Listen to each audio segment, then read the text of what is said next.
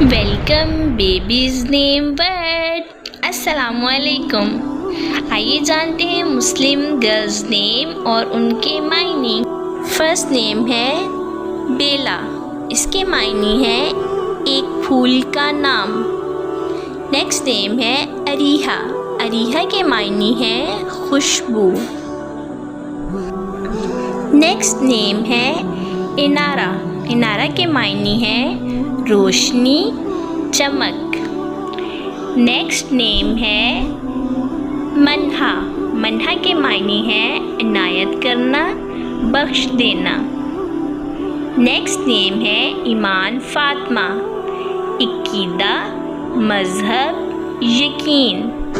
Next name है अनीज़ा। अनीज़ा के मायने हैं ऐबों से पाक, अनीज़ा। नेक्स्ट नेम है अर्ज़ा। अर्ज़ा के मायने हैं नेक, पाकीज़ा।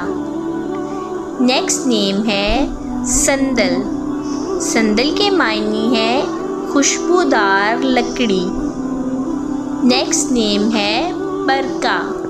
बरका के मायने हैं बरकत वाली, फजल वाली, रहमत वाली। नेक्स्ट नेम है सीरत। सीरत के मायने हैं सीरत, किरदार, नमूना। नेक्स्ट नेम है कंदील।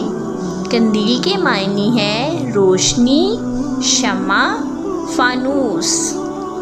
नेक्स्ट नेम है रोहा। रोहा के मायने हैं रूह, जिंदगी।